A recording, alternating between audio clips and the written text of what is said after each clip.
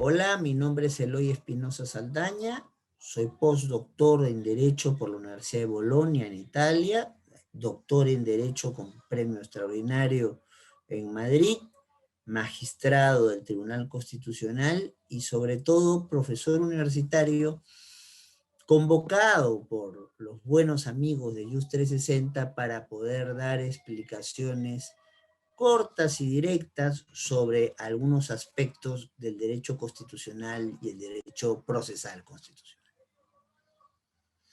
Ahora nos toca conversar sobre lo que se llaman las magistraturas o órganos constitucionales en líneas generales jurisdiccionales, que se encargan de impartir justicia en materia constitucional, de resolver los problemas que tengamos con respecto al ejercicio de los derechos y al respeto de las competencias establecidas por la Constitución. La primera pregunta que uno tiene que hacerse es ¿por qué un órgano jurisdiccional?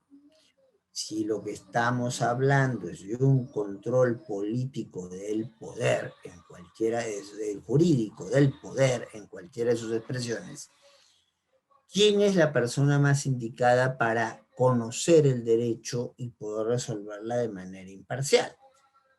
Si el control jurídico del poder busca que alguien que resuelva sea independiente, sea imparcial y sea conocedor, esas son supuestamente las virtudes que debe tener todo juez. Y es por eso que desde 1803 la Corte Suprema Norteamericana planteó lo que ellos llaman Judicial Review, que es justamente la interpretación de todo el ordenamiento jurídico conforme a la Constitución y ya el ejercicio del control. Entonces, si es que no había una interpretación que se encajara en eso.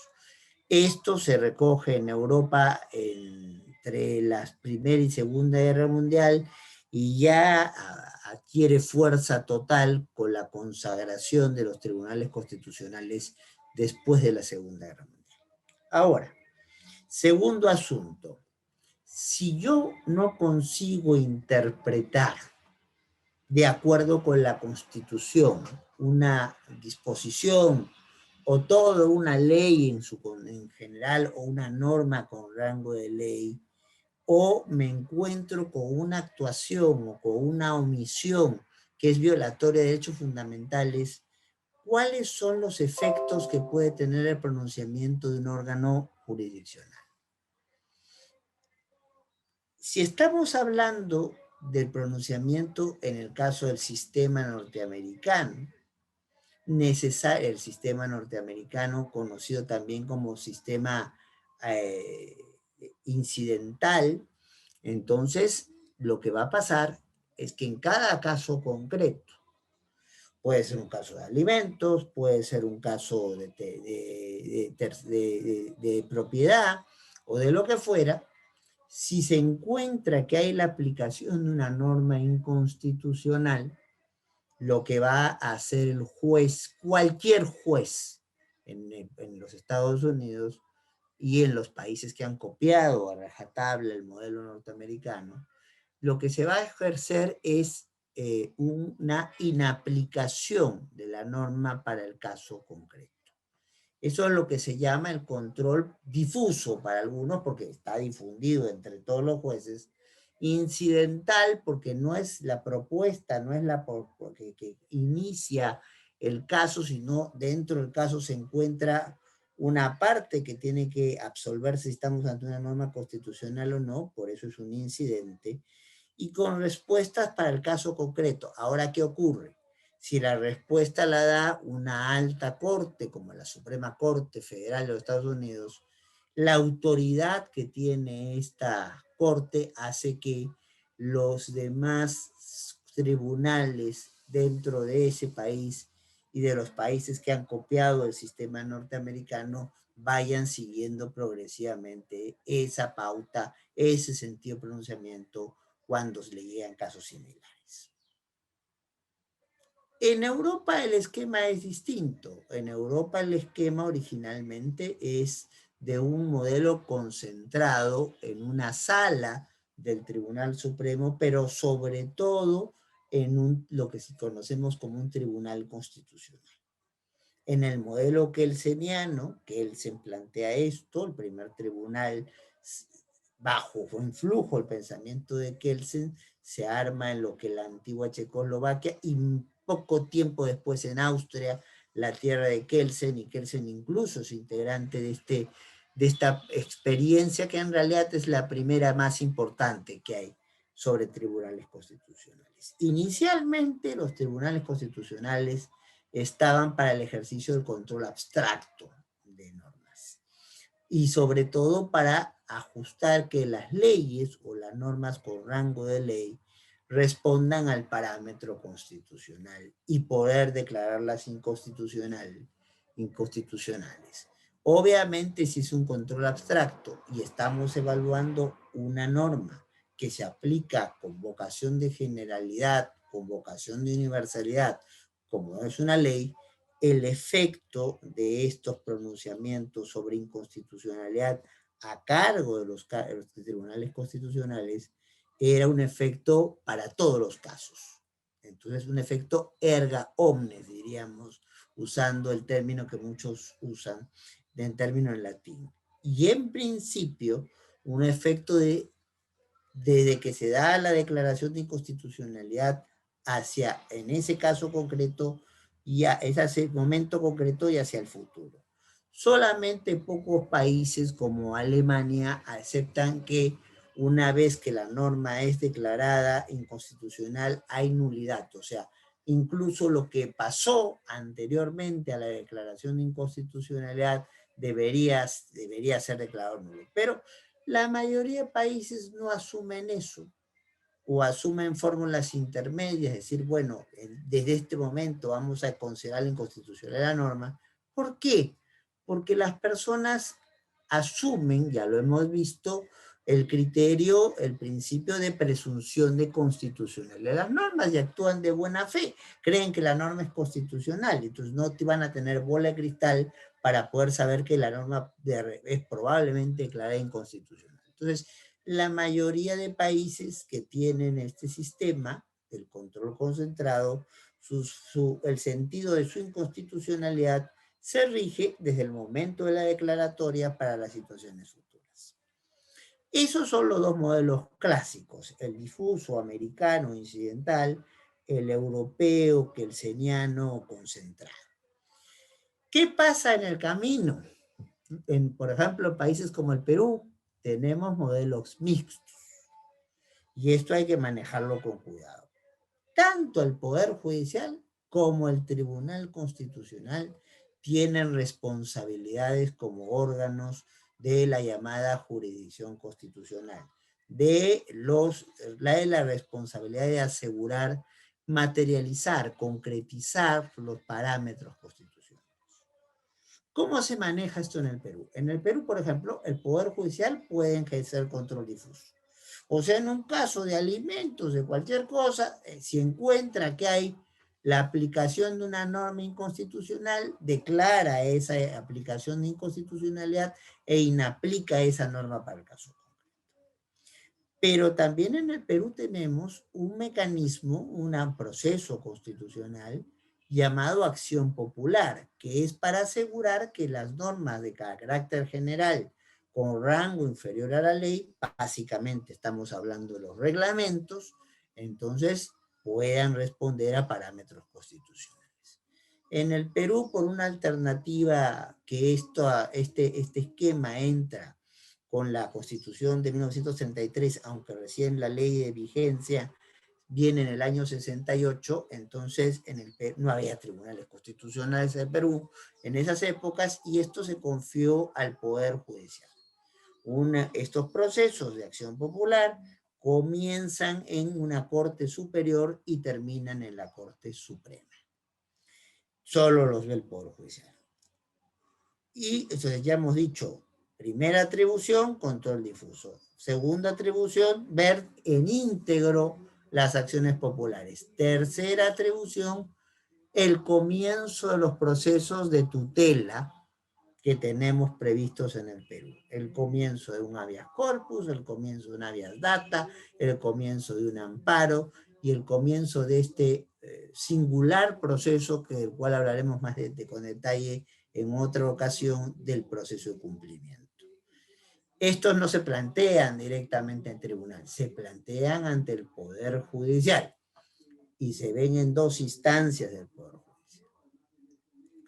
¿Qué es lo que ve el Tribunal Constitucional? El Tribunal Constitucional recoge aquellos habeas corpus, aquellos habeas data, aquellos amparos, aquellos procesos de cumplimiento donde lo que pedía quien demandaba haya sido rechazado, le hayan declarado infundada, o sea, pronunciamiento sobre el contenido y sentido de la pretensión, o le hayan declarado improcedente, error de órgano competente, de plazo, de trámite. Entonces, en estos casos, cuando el Poder Judicial ha dicho dos no, entonces puede ir al Tribunal Constitucional. El habeas corpus, el amparo, el habeas data, el proceso de cumplimiento planteado. Después, la legislación internacional nos ha obligado a tener 3 excepciones, casos donde, aun cuando se haya concedido el habeas corpus, el amparo, el habeas data, se pueda ir al Tribunal Constitucional, entonces, a reclamar. ¿Por qué? Básicamente, porque son materias en las cuales los tratados nos obligan a agotar las últimas instancias, corrupción, narcotráfico, por ejemplo, y porque muchas veces el pronunciamiento del Poder Judicial puede decir sí, pero por razones distintas y menos protectoras que las que ha planteado ya el Tribunal Constitucional. ¿Qué otra cosa hace el Tribunal Constitucional? Bueno, al ver los amparos, los habeas data, los procesos de cumplimiento, los habeas corpus, se puede encontrar con una norma que es inconstitucional.